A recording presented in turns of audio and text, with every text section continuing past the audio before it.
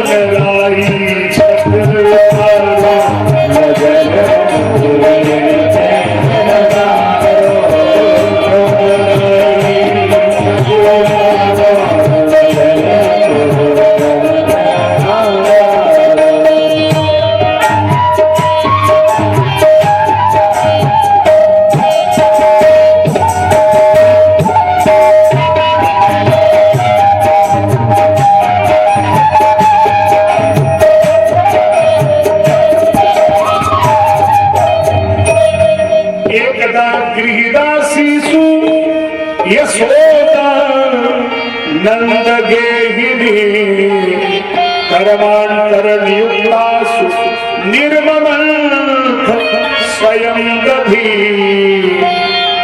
एक दिन माता अपने हाथों से दही का मंथन कर रही है, अपने हाथों से। पहले घरों में हाथों से काम किए जाते थे, हाथों से चकिया चलाई जाती थी, हाथों से दही बनाया जाता था, है ना। हाँ, हमने तो सुना है, कोई माई हमको बता रही थी कि 5 किलो गेहूं और दौरानी जेठानी और गाय पीस लेती थी सवेरे, और 5 किलो की रोटी चूल्हा पे बैठ के और गाय के सेकी जाती थी। कौन जमाना होगा, 5 किलो की रोटी और गाय के चूल्हा पे बनाई गई। सोचो वो जमाना था, 5 किलो की रोटी बनाई गई और गाय के बनाई। देखो यहाँ माताएं बैठी है, सामने बैठी है, कई पुरानी माताएं बैठी हैं, उनके प्रणाम करते हैं जिनने गाय के 5 किलो की रोटी बनाई, और उन्हों के प्रणाम करते हैं जो 100 ग्राम आटा की रोटी, लेकिन रोए 15 दिन आ गए कहा कहे कैसे कहने बता है, कतई कुछ करो ही नहीं चाहत कोई बता। पहले 5 किलो आटा मड़द दो और साहब गाय के रोटी बनती, अब 100 ग्राम आटा मड़ रहा है और रोए के बन रही। भगवान जाने वो में मुसीबत ही है कि साहब कोई बनाए दे, है ना। तो ये कितनी मुसीबत की बात है। अब बता, कोई करना ही नहीं चाहता। पहले माताएं बहुत काम करती थी, हमारे घरों में बड़ा साफ काम होते थे, अब नहीं, अब सब बंद हो गया। एक जगह हमने सुना कि कोई बहू आई, सुबह मथानी लेके मक्खन बनावे, और जैसे ही माखन निकला बोली अम्मा जल्दी आओ। क्यों? मटकी में माखन निकल आया। सास बोली चुप, शर्म नहीं आती तेरे को? तो हमने गलत क्या बोला? अरे तुम्हारे ससुर का नाम है माखनलाल। बताओ क्या करे बेचारी, कितनी मजबूरी। सोच, दूसरे दिन फिर मटकी में बैठी और चोई माखन निकला, बोली अम्मा जल्दी आओ। क्यों? बोले मटकी में बाबूजी निकल आए। अब उसके ससुर का नाम ही माखनलाल है, क्या करे, कैसे भूले। कितनी मुसीबत होगी उसको। यानी है गीतानी तत्वानि चरितानि चा दधीने मंथने काले स्मरन्ति स्वान्न गायतः। माता यशोदा लाला का जो झूला है उसकी रस्सी अपने मथानी में बांध के रखी है। मथानी हिलेगी तो झूला भी हिलेगा। अब भोर के 4 बजे हैं और लाला को सोना भी है और माई को काम भी करना है, तो ऐसे मथानी चला रही है और गाना भी गा रही है। अब कभी आपने बिहारी जी को झूला झुलाया है क्या? नहीं झुलाया है तो मन से तो झुला ही लो ना, मन से झुला लीजिए ना। कन्हैया झूले निक होने झोंका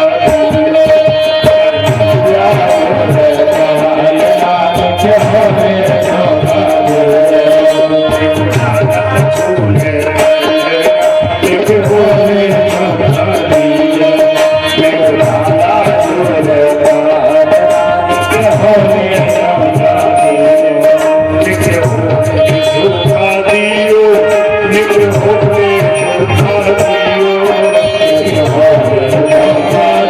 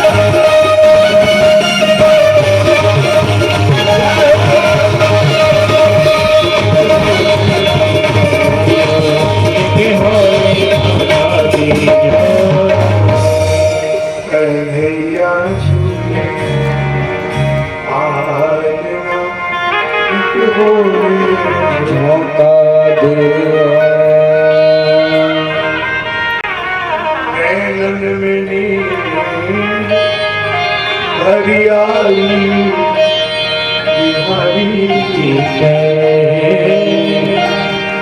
और जैसी जगह अब तो महाराज माई को काम ही नहीं करने दे रहे हैं। माई बहुत प्रयास करती है लेकिन लाला काम करने नहीं देता है। तो माई ने कहा ये काम करने नहीं दे रहा, मैं गोदी में कब तक लेके बैठूं, दूध कब तक पिलाऊं। तो माई ने लाला के सामने खिलौना डाल दिए। खिलौना हाथी, घोड़ा, शेर, हिरण, घर में खिलौने होते मट्टी के, डाल दिए। अब लाला उन खिलौनों में खेलने लगा और माई अपने काम में लग गई। अब थोड़ा सा हमने विषय को इधर से उधर किया है। बहुत बहुत विद्वान श्रोता बैठे हैं। अब जरा इसमें दोनों प्रकार से मनन करिए। जैसे माँ बेटे को बहुत प्यार करती है लेकिन घड़ी घड़ी दूध नहीं देती, घड़ी घड़ी उसको खिलौने डाल के बहलाती है। आज के कथा प्रसंग में ये सबसे बड़ा आज का उपदेश है।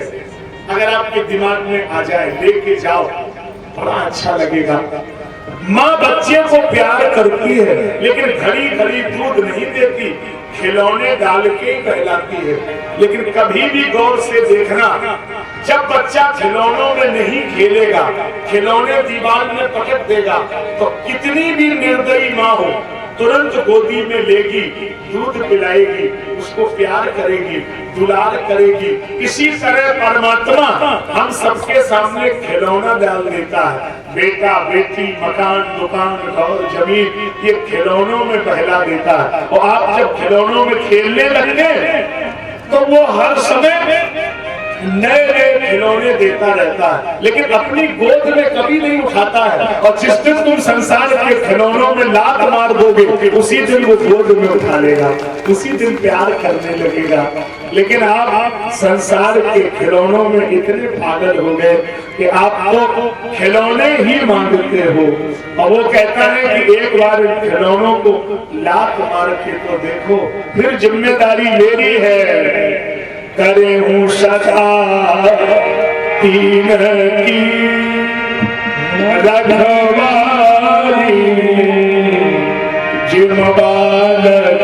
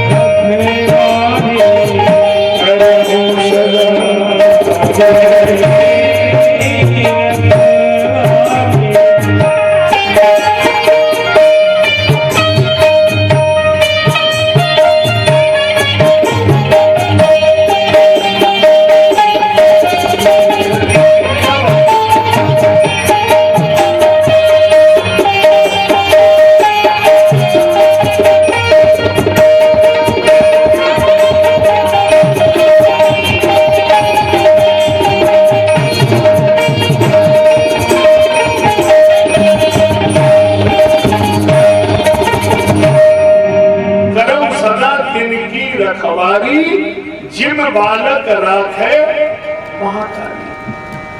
माँ और बेटे का जो संबंध है बड़ा ही गहरा है। कभी कभी आपको लगता है कि माँ उल्टा चलती है। देखा माँ को उल्टा चलती है? नहीं, माँ बच्चे को जब सीधा चलाती है ना तो माँ उल्टा चलती है। देखा ना, ऐसे करती है, आओ आओ, वो पीछे चलती है। माँ को तो सीधा चलना आता है, बेटे को सीधा चलाने के लिए माँ उल्टा चलती है। यही भगवान की लीला है। जो सारे संसार ही जिनका नृत्यशाला है, सारा संसार ही जिनका खेल है, और वो अपनी माँ से रूठ गए। क्यों? मैया मैं तो चंद्र खिलौना, मैया मैं तो चंद्र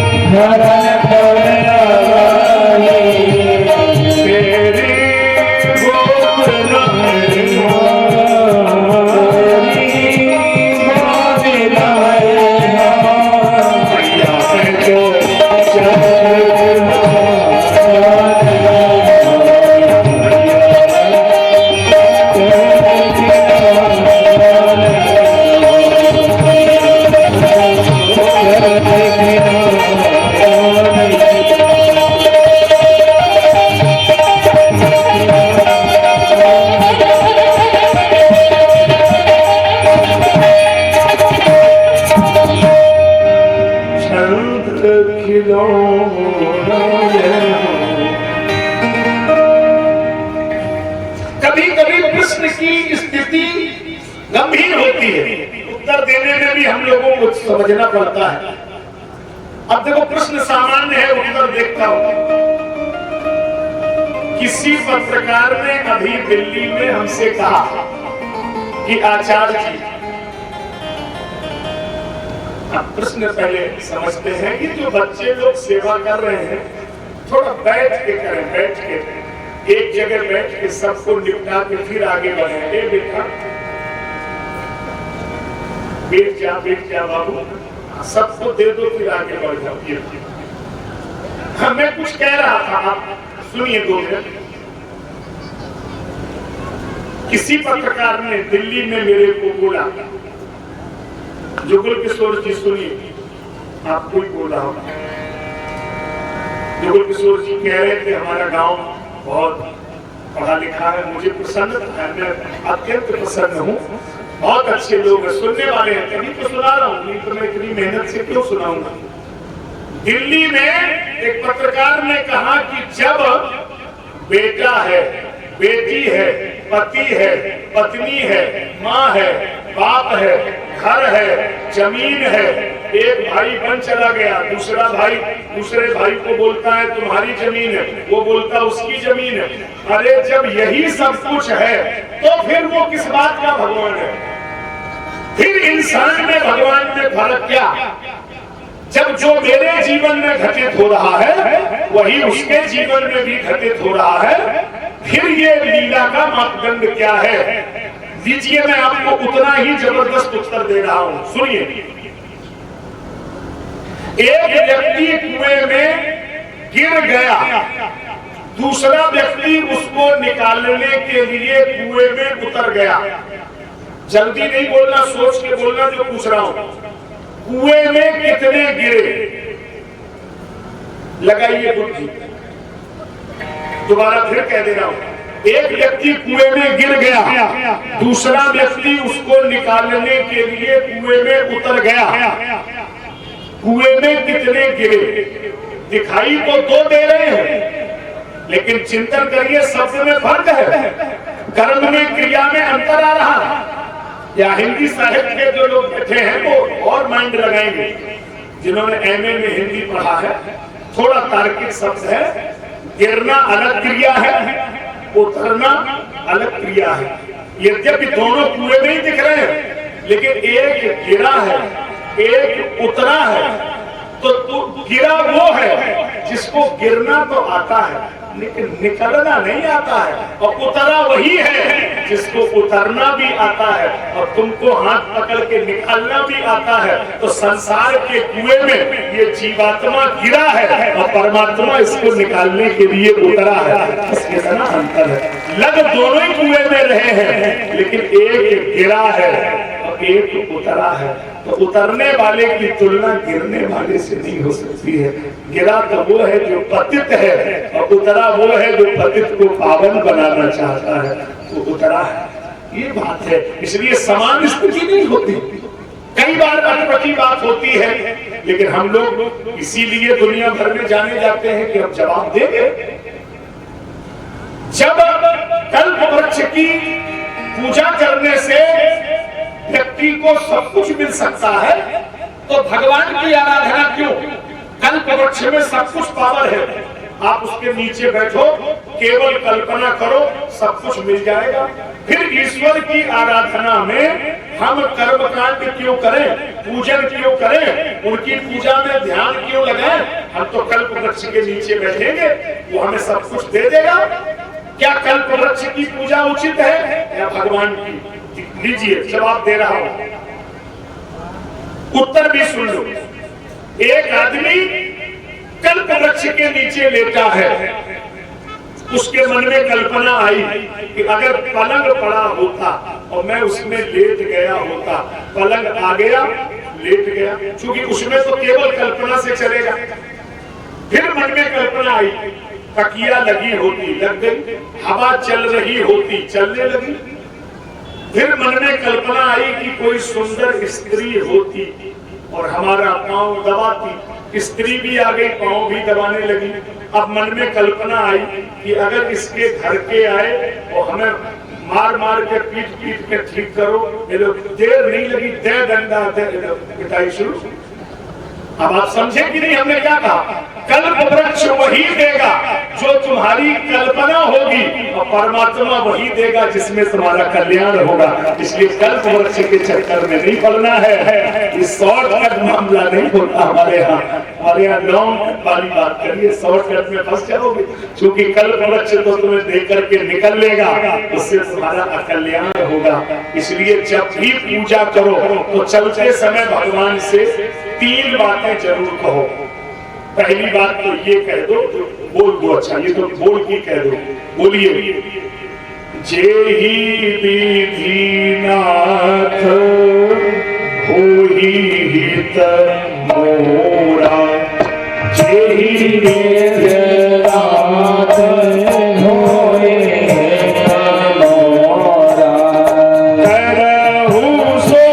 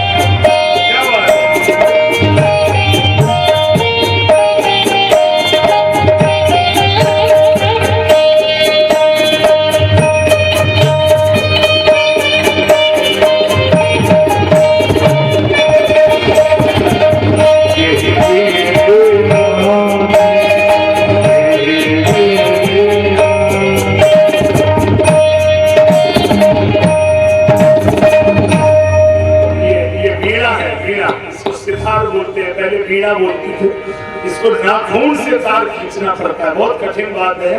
ये जय भाई आपके गांव में आए हैं, झांसी से बजाते हैं, आप सुनते हो, कभी कभी शास्त्रीय संगीत का आनंद लेते हो। तो पहले तो यही कह दो, जेहि विधिनाथ होए हित मोरा, करहु सुबेद दास में तोरा। और मंदिर में पूजा करने के बाद 2 मिनट बैठो, लेकिन बैठना जरूर चाहिए चबूतरे पे। फिर क्या कहना चाहिए जो आप लोग कहते हो कि साहब ये से और फतेहपुरा तक जमीन हमारी हो जाए और लड़का हमारी हो और सब गांव भरे, ये सब गलत, ये सब नहीं। अगर मौका लगे तो केवल 2 बातें कह करके आओ, ये आपका फायदा है। वेद ने इससे ज्यादा कुछ नहीं कहा। वेद ने कहा कि भगवान के दरवाजे, ये सब नहीं कहना चाहिए कि हम ठीक हो जाए, फलाना हो जाए। अरे कर्म का फल है, वो तो तुम्हें भोगना ही पड़ेगा। 2 बातें अगर कह दो तो ठीक है। पहली बात तो ये, अनायासेन मरणम, ये वेद ने अनुमति दी कि इतना तो जरूर कह के आओ कि प्रभु जो कुछ जीवन में हुआ हो उसको नजरअंदाज कर दो। अनायासेन मरणम, केवल इतना कर दो कि किसी भी समय बुला लो, लेकिन एक क्षण से ज्यादा लगे ना, अनायास तुरंत चले जाए। बस मरने का जो पीड़ा है उससे बड़ा दुनिया में कोई पीड़ा नहीं। जन्मत मरत दूसरे तो कोई वो पीड़ा ना मिले कि महीनों पड़े हैं, सालों पड़े हैं ना।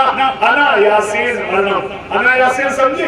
कई लोगों को देखा होगा, बोले अगर तो मिली थे हमें, ये तो 10 मिनट भैया बजाए रहे थे। अरे बोले वो तो साइकिल से उतर ही ना पाए, बोले वो खेल हो गया, बोले वो तो मिलते ही नहीं लगे, बोले बैठे बैठे चले गए। ये क्या है? ये अनायासेन मरणम है। इनको कोई मरने का दुख नहीं हुआ, सेकंडों में चले गए। ये सबसे बड़ा काम। दूसरा ये मांगो कि प्रभु पराश्रित जीवन नहीं देना। थोड़ी सी कड़वी बात है, बुरी तो लग जाएगी आपको, लेकिन भगवान से कह दो कि पराश्रित जीवन ना हो। पराश्रित समझते हो? सामने पानी रखा है, नहा नहीं सकते हैं। सामने रोटी रखी है, खा नहीं सकते हैं। चारपाई है, बैठ नहीं सकते हैं। कुर्सी पड़ी है, उठ नहीं सकते हैं। तो ऐसे जीवन से तो प्रभु हमें बुला लो, इसी में फायदा है। किसी के हम पराश्रित जिए वो ठीक नहीं। इतना तो शरीर चलता रहे कि हम किसी के आश्रित ना हो, जब नहाए तो कोई पकड़े उठाए तो ऐसे जीवन से तो प्रभु बुला ले वही अच्छा है। तो ये जीवन नहीं है, ये तो भगवान से मांगो। और आप पूजा करते हो मांगते यही हो कि महाराज वो 5 बीघा मिल जाए और 75 बीघा हमारी हो जाए। अरे 1.25 मीटर कपड़े में तो बंद हो जाओगे, है तो 75 बीघा जिसके भाग्य में हो मिलेगी। तुम तो अपना जीवन संभालो कि बहुत गई थोड़ी रही थोड़ी हुई अब जाए।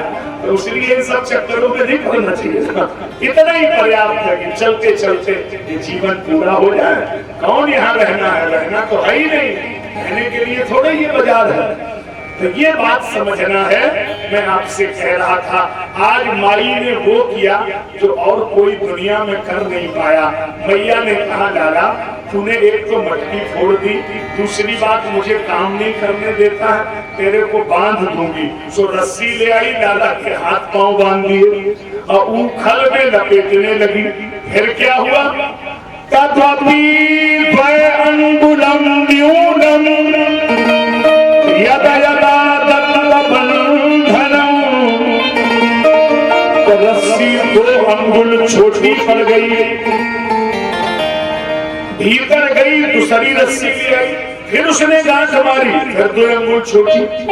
गांव भर की रस्सियां मांग के लाई, लेकिन गांठ लगाते ही 2 अंगुल छोटी हो जाए।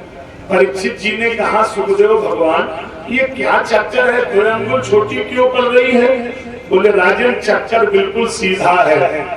प्रेम गली अति साकरी या मैं कोई न समा।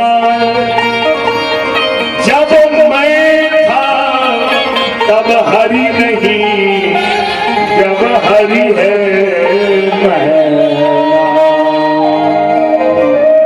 प्रेम में 2 नहीं रह सकते, तेरी पूरी द्वितीयता को प्रेम स्वीकार नहीं करता है।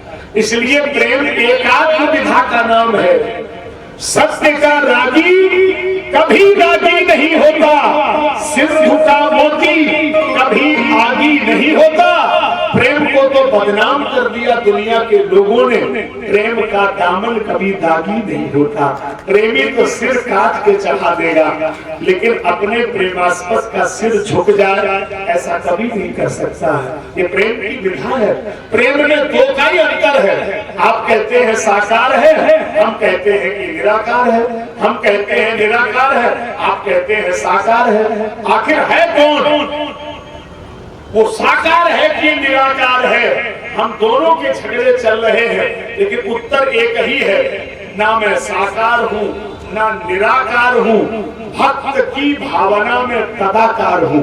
भक्त की भावना के अनुरूप उसका आकार है, उसका अपना कोई फाइनल आकार नहीं है, अपना कोई ईगो पावर नहीं है कि मेरा यही आकार है। तुम जो मान लो हम उसी में तैयार हैं। अच्छा चलो 1 मिनट बहस करें आपसे। हम बिना बहस के हमें भी अच्छा नहीं लगता और आप भी समझते नहीं है साकार है कि निराकार है। चलो बहस करते हैं थोड़ा। सुनिए, ये हवा निराकार है कि साकार? हवा वायु, हवा तो निराकार है। ऐसी कोई जगह है जहाँ हवा ना हो? हवा तो सब जगह है। आप लोग बोलते नहीं हो, नहीं बोलते हो। देखो कितनी उल्टी बात है। जितने पंडित जी लोग कथा करते हैं वो इसीलिए परेशान रहते हैं कि सब बोलते रहते, कोई सुनता नहीं है। और हम इसीलिए परेशान कि हम ही बोलते हैं, फिर बोलते ही नहीं है। कितने साइलेंट होके आप एक बात सुनते हो, बड़ा प्रसन्नता है आप जैसे श्रोताओं पर। आप कितने भाव से सुनते हो, तभी तो हम जिम्मेदारी से सुना रहे हैं। हवा वायु निराकार है, हवा का कोई आकार नहीं, बिल्कुल पक्का। आप लोग समझ रहे हैं? अच्छा ऐसी कोई जगह है जहाँ हवा ना हो? सब जगह हवा है, बिल्कुल ठीक, बिल्कुल पक्का, मान लेंगे, ठीक है। अपनी जगह कायम रहना, हिलना नहीं अपनी बात से। सुनिए ध्यान से, फिर बात सुनिए। एक आदमी सिंगोहाबाद से फिरोजाबाद जा रहा था, मोटरसाइकिल से जा रहा था। मक्खनपुर के सामने मोटरसाइकिल की हवा निकल गई। उसने एक सज्जन से पूछा, भाई साहब ये हवा कहाँ मिलती है? उसने कहा हवाई में ठाड़े हो, पागल आदमी हो, हवाई है दुनिया, हवा कहाँ नहीं मिलती? पागल जब पागल आदमी कह रहा हवा कहाँ मिलती? अरे हवा सब जगह, हवाई हवा है दुनिया, हवा सब जगह मिलती है। अच्छा अब बताइए इसमें कौन आदमी गलत बोल रहा है? वो भी 40 शेर कह रहा है हवा कहाँ मिलती है, और वो भी 45 शेर कह रहा है कि हवा कहाँ नहीं मिलती है। गॉड के नावियर, गॉड के नोवेयर, कहीं नहीं, कहाँ नहीं। डब्ल्यू का इंटरफेयर कहाँ नहीं है? कौन सी जगह है जहाँ वो नहीं है? हवा सब जगह मिलती है, हवा कहाँ मिलती है? दोनों में झगड़ा हो गया। एक सज्जन वहीं खड़े थे, उन्होंने कहा ठहरो, आराम से बैठो, तसल्ली से सुनो, तुम्हारे पूछने का ढंग गलत है और इनका बताने का ढंग ठीक नहीं है। कैसे? बोले देखो, तुम ये पूछो कि मोटरसाइकिल में हवा डलवानी है, हवा की दुकान कहाँ है, तो ये तुरंत तुमको बताएंगे कि थोड़े पीछे चले जाओ, बालाजी मंदिर के पहले पेट्रोल पंप है, वहीं गोल गोल टंकी रखी है, वहीं लिखा है कि यहाँ हवा डाली जाती है। क्या मतलब? बोले हवा भले ही निराकार हो, लेकिन निराकार हवा अगर साकार मोटरसाइकिल में डाली जाएगी तो उस निराकार हवा को एक साकार टंकी में आना पड़ेगा। इसके पहले उस मोटरसाइकिल में वो हवा नहीं जा सकती है। तो सारी दुनिया को बनाने वाला भगवान भले ही निराकार हो, लेकिन अगर उसी निराकार भगवान ने अपनी दुनिया को सजाने के लिए इन साकार पुतलों को जन्म दिया है तो उसको भी साकार बनना पड़ेगा। इसमें कोई हेराफेरी नहीं होगी। अगुण अमान अनेक एक रस, राम सगुण भय भगति प्रेम बस। जो अगुण है, अमान है, अनेक है, अव्यक्त है, चिन्मय है, चेतन है, चिदानंद है, वही सगुण साकार बनता है, होता नहीं है, बनता है। दूसरी, पानी, जल निराकार है, जल का कोई आकार नहीं है। किसी ने जल से कहा कि हम तुम्हें पकड़ना चाहते हैं, हम तुम्हें छूना चाहते हैं, हम तुम्हें हाथों में लेकर के तुम्हारा रूप देखना चाहते हैं। जल बोला पॉसिबल ही नहीं है, इम्पॉसिबल, हो ही नहीं सकता। बोले नहीं, हमें तो पकड़ना ही है। तो फिर क्या तरीका है? जल बोला एक काम करो, शाम के टाइम हमको एक खाली बोतल में भरो और रात भर बोतल को फ्रिज में रख दो। शाम को जब भरोगे तो पानी निराकार होगा, और सवेरे जब फ्रिज से बोतल निकालोगे तो उसको साकार होगा, उसका नाम बर्फ होगा, उसका कलर सफेद होगा, उसको पकड़ा जा सकता है। लेकिन शाम वाले पानी को पकड़ा नहीं जा सकता है। तो जब किसी भक्त ने तपस्या के द्वारा संकल्प कर लिया कि हमें भगवान को देखना ही है, तो भगवान ने कहा मेरे भाई एक काम करो, भावना की बोतल में भक्त के हृदय के फ्रीजर में हमें भी जमा दो तो हम साकार प्रकट हो जाएंगे। लेकिन भक्त के हृदय के फ्रीजर में जब कोई भावना की बोतल में उसको कल्पना करता है तो वो साकार बन जाता है। संसार का जो मालिक है वो साकार प्रकट हो जाता है।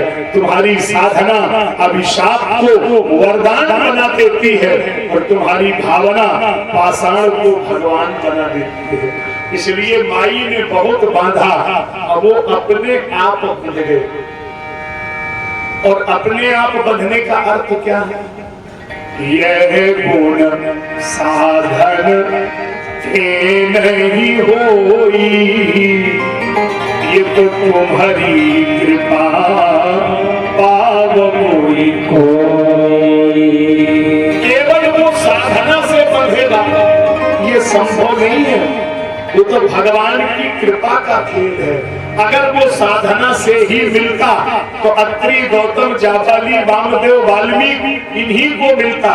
लेकिन जब शिवरी को मिल गया, केवट को मिल गया, तो हमें भी उम्मीद लगी कि यदि नाथ का नाम दयानिधि है तो दया भी करेंगे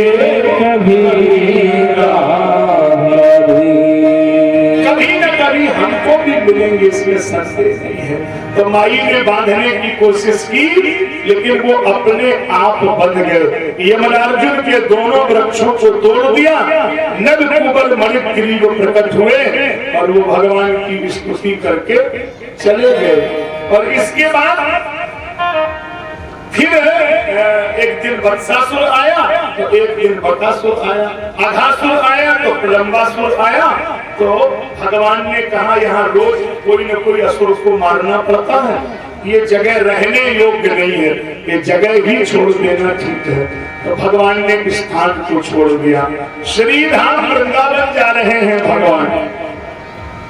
हमने ऐसा कल वादा किया था आयोजक गणों से, तो निभाना हमारी जिम्मेदारी है। उन्होंने कहा था गुरु जी आपको प्रारंभ में भी 10 मिनट देना है, तो हमने दिया था। क्यों भाई कैप्टन साहब बोलो, दिया था कि नहीं? बीच में भी हम दे रहे हैं। अब किसी माता बहन भाई को कोई माला पहनाना है, भेंट करना है, चलो हम देते रहे हैं 5 मिनट, वो 82 मिनट तक आ सकता है, ठीक है? तब तक हम वृंदावन आपको ले चलते हैं। ये भजन चालू रहेगा और आपको ये अनुमति रहेगी, फिर कथा के बाद ही ये अनुमति आपको मिल पाएगी। किसी के मन का भाव है तो यहाँ तक आने की पूर्ण अनुमति है, लेकिन 5-7 मिनट इस भजन के साथ। ये जीवन है तेरे हवाले, मुरलिया वाले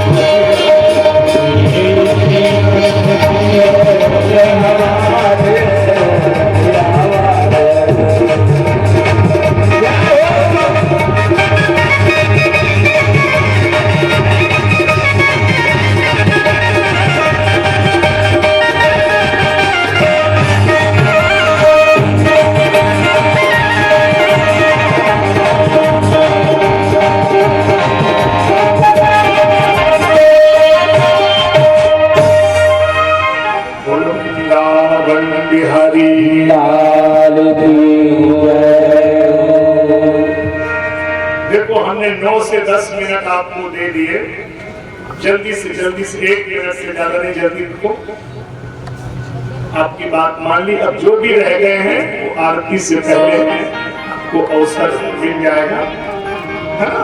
समय का एकदम भावनिर्भर हो।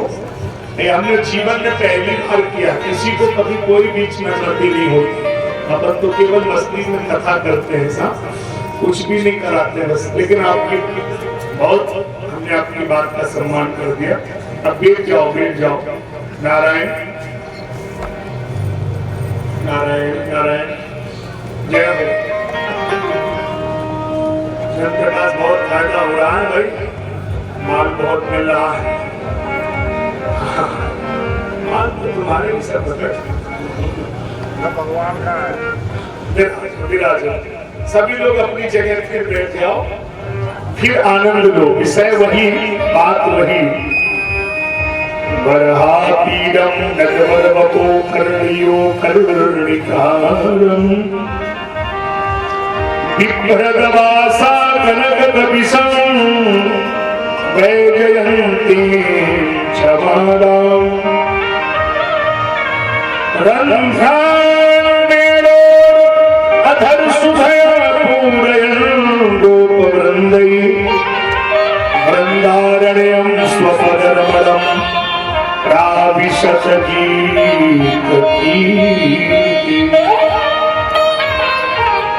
नंदालय में भगवान ने प्रवेश किया और यहाँ की लीला में भगवान ने माखन चोरी लीला किया है।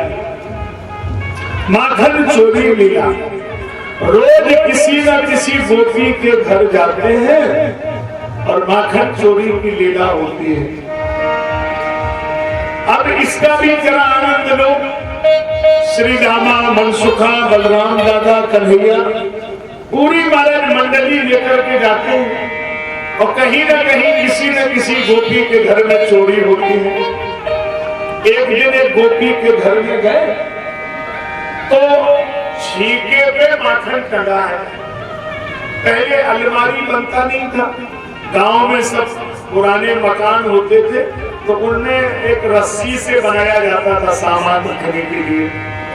छीका ही बोलते थे ना आपके गांव में, छीका। अब हमने तो देखा नहीं है, सुना है।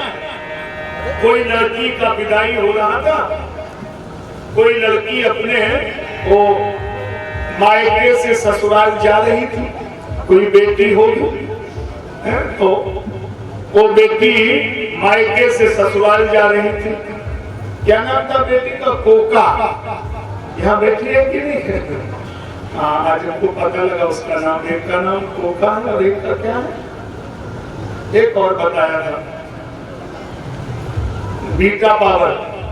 बीटा, हाँ बीटा, ऐसे याद है कि थोड़ा नाम भूल जाते हैं याद में। तो वो अब जैसे जा रही थे, वो बेटी का तो ऐसे ही बोल रहा हूँ, तो अब वो जा रही होगी अपने ससुराल और माई ने उसको भेजने का इंतजाम किया। तो वो पला बनाया, पूरी पिटुआ, गुना सुना, लड्डू सब बनाया और डलवा बांध के छीके पे रख दिया। और सवेरे जब बेटी जाने लगी तो वो माई को वो डला दे के, वो डलवा दे के खाने नहीं डलवा दिया। सो वो लड़की रोवे, हाय अम्मा छीको। अम्मा बोली, बिटिया काऊ ना छीको, सत्यानाश हो जिसने छीको। वो अम्मा समझे ही ना रही, वो क्या कह रही? वो कह रही अम्मा छीको, बाल उड़ रही रहेगा। तो देखो, कोई बेटी अपने मायके से चलो तो पहले सब सामान मिला लो, तब रोने वाली बटन चालू करो। या नहीं कि पहले रोने लगो, नुकसान हो जाएगा। हाँ हाँ, पहले नहीं रोना चाहिए। आजकल खैर कोई रोता नहीं है, ये तो पुरानी बात कर रहा हूँ। अब तो कोई बिटिया रोती नहीं है। अब तो वो जब भी अपने ससुराल जाएगी तो अपने अम्मा की तरफ ऐसे करती है, हाय हाय हाय हाय। मतलब उसका इशारा है कि साल 2 साल मेरो नाव ना लियो। ऐसी बिटिया का नाम ना ले तो हाथ हिला के जाओ। अरे राम राम करे, नमस्कार करे। ये कौन सी बीमारी चली है आजकल? हाय हाय हाय, भगवान जाने। ये बीमारी जैसी चली है ना, बड़ा मुश्किल का काम है। तो अब वो हमारे गोपी के छीके पे माखन टंगा है, कौन उतारेगा? तो बिहारी जी ने श्री दामा से कहा कि कैसे उतरेगा?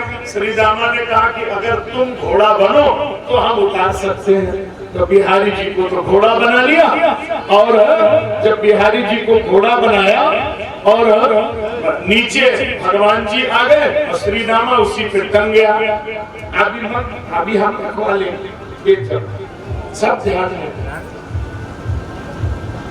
तो मैं कह रहा था, अब महाराज जैसे ऊपर उसको टंगाया और उसने छींकों को पकड़ा श्री दामा ने, और बिहारी जी धीरे से नीचे से निकल लिए और श्री दामा उसी में लटक गया।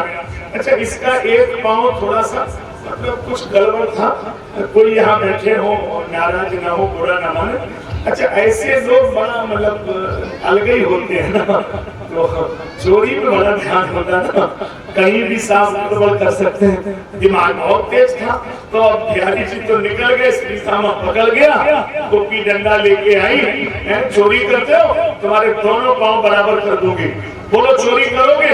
उसने कहा कि देखो नीचे उतारो, कान पकड़ते हैं, चोरी करेंगे लेकिन तुम्हारे घर नहीं करेंगे। अब एक दिन हो, 2 दिन हो, रोज किसी न किसी गोपी के घर में जाए। और मुसीबत की बात ये कि कभी सामने से जाए और कभी तो सामने ही न जाए और चोरी हो जाए, और सामने न जाए तो चोरी कौन करे? रात श्याम सब